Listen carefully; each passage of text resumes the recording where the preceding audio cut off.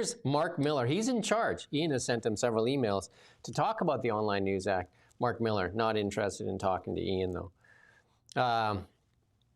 But Heritage Minister Mark Miller, in a letter to MPs, says political organizers are using the internet to undermine Canadians' trust in the public institutions. But he didn't identify him by any name. I don't know if he was talking about CBC and CTV and Global. Disinformation presents a serious challenge. Politically, ideologically, and financially motivated actors are leveraging digital platforms to spread false and misleading information. You're doing a hell of a job doing that yourself. You're doing that. It's a perfect description of CBC. and himself, right? Yeah, Cabinet must promote access to trustworthy news. When he says that, he must mean news approved by the Liberals. Is that what you mean? The needs of protecting public interest. All they want to do is censor. They do not believe in democracy, not even a little bit. And listen to this. Parliament in 2019 approved almost $600 million media bailout that currently pays federally approved newsrooms a yearly rebate of $29,750 per employee. That's what I've been saying. They pay, and that's why everybody's at the begging bowl. And then the CBC, they don't get just paid. They're basically at the trough. I mean, the other outlets get some crumbs, and that's why CTV laid off 4,100 employees.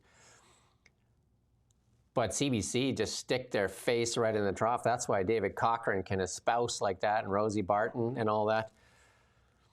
And then even Justin Trudeau once said, he said, the media is good to me because I pay them to be good to me. I gave them 600 million reasons to be good to me. They don't even care. It's just right there. What's the guy's name? Talabid, what's his first name? Talib. I'm not sure. The one that what Terry Newman there, when he wrote on her thing, we pay your salary, the MP from Langley. Oh, Talib Noor Mohammed. Yeah, he basically said to her, know your place, we pay your salary. So she's pinned that. You go find her on, she writes for the National Post opinion pieces. Go find her on X, and she's pinned it to the top as a reminder what the Liberals think of a free and independent media in Canada. And this is what the media in Canada does. They're activist media here, the ones that the government-funded ones, the crippled at CBC. Look at this. This is the piece they put out. I think this is CTV put this piece out there because Bruce Springsteen did a song about ICE. This is what they promote on an ongoing basis. They're activists. They're not even media in Canada anymore. They're just activists. And here's a piece from Terry Newman right here. Canada is full of oikophobes. That's a new word. Oikophobes. There you go. Education, media, and government here have neutered themselves in self-effacing condition. That's what we do. It's absolutely crazy. And Ian's right. If you want to see what's coming for Canada, just look over in the UK. It's in the future. The future is coming here. That's why I know what the word oikophobe means, because of the British context. Oikophobia is like hatred of yourself or of your home, of your own people, of your own culture. I know all about that because I grew up saturated with it.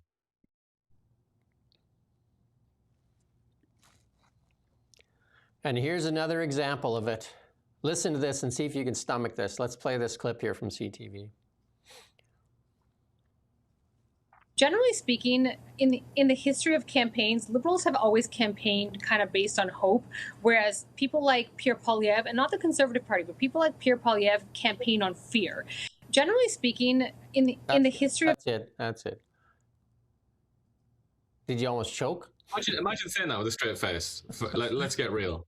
I mean, we could do a more like intellectual analysis of that, but just imagine for a minute, how hard would that be to say that and just be completely pole-faced? I am being serious. After the election that we just had, we literally had Pierre Poilievre going out there to rallies surrounded by several thousand people, talking about a hope for Canada and a hope that people can buy a home and a hope that people can get groceries and all the rest of it. While we had Mark Carney going around talking about the Americans are going to get you. They're going to kill you. Like, I mean, we have to just say it bluntly, I think, sometimes.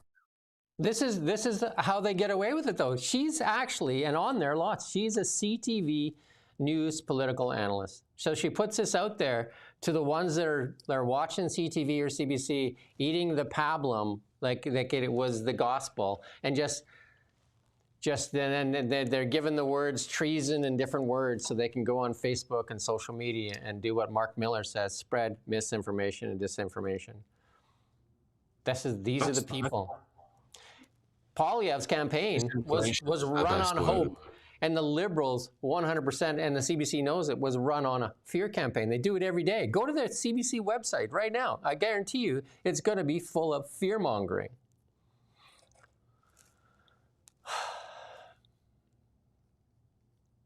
And it has been, how long has it been like that? I mean, seriously, we've got the new thing now, ICE. You're talking about how they get their words. Treason is going to be this sort of half of this week. That's the word for that. But ICE is the big one of the moment, isn't it? And all the stories they've run on ICE, they've made it seem like ICE are, or these immigration officers are literally just fascists. They're just a load of like black shirts walking around beating people up that they don't like the look of. Is that not spreading fear then? That's hope, I guess. Yeah, the best thing to do, Heidi, is not watch CTV, CBC. Turn them off, unfollow them. If you want to get a fill of them, we'll highlight their propaganda here for you, so you don't have to get there, and share this far and wide. Put this on Facebook, because we can't put it on our Facebook. We had an audience of 200,000 on Facebook and Meta, and on Instagram. They took it away from us. And so share this. You can share this on there. We can't share it on ours, but you can share it on yours. And share it, and especially drop it on any of the other news outlets, and any Liberal MP, drop it on there for them so that they can watch real news. Well, by the way, I just wanted to step back, if I could, for a sec, to the story that we were doing about Mark Miller and the media. Now everyone's lost trust. If you go down to the bottom there, the publisher of the Tyee, I don't know if you all out there are familiar with the Tyee. It's a British Columbia. To BC sort of, I would say it's extreme progressivism is their ideology. It's like The Guardian with the few barriers that The Guardian has in place just removed and burned and celebrated. Anyway, the publisher of the Tyee says, Canada's facing not one crisis, but two. One is financial and the other is a crisis of mistrust. And then goes on to say, Canadians expressing unprecedented distrust towards the news and the reporters who deliver it. What? I mean, the Tyee, taxpayer funded. Why is that, do you think, Mr. Tyee, Mr. Fish? Could it possibly be because of the kind of insane, mad articles that the Tyee puts out about, for example, decriminalization of drugs? I mean, the way that they've referred to Hamas's mass racist murder on October the 7th, 2023, as if it was just some kind of military operation, and then the Israelis just counterattacked that military opposite. Like, why do you think people have lost trust in the media? Come on. And the Tyee, by the way, does not present itself as an opinion, even though obviously it is. It's like an opinion magazine, but they present themselves as news, and that's how they presented themselves to the federal government, which has thrown money at them, your money, taxpayers' money, at them to keep them supported.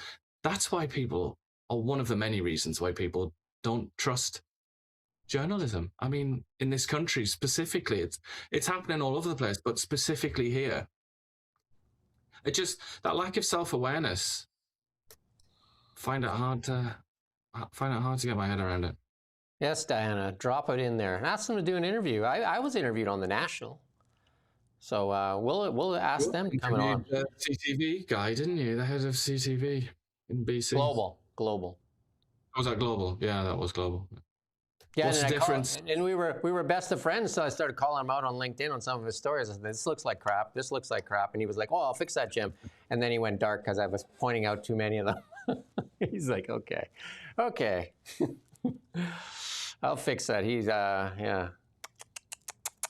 So, by the way, I will say, sorry, just to finish off this knot. The Tyee, I'm totally cool with the Tyee, by the way. I don't mean to sort of sound like I despise and want to destroy the Tyee. It's great. It's great. It's good left wing, opinion. They do good left wing opinion pieces, like polemics. But I'm just, why should that be funded by the taxpayer? Number one, And number two, why would they masquerade as being some kind of objective news site? You know, they're an opinion. They're a set of activist left-wingers who want to spread their opinions. You know, they're proselytizing the progressive left.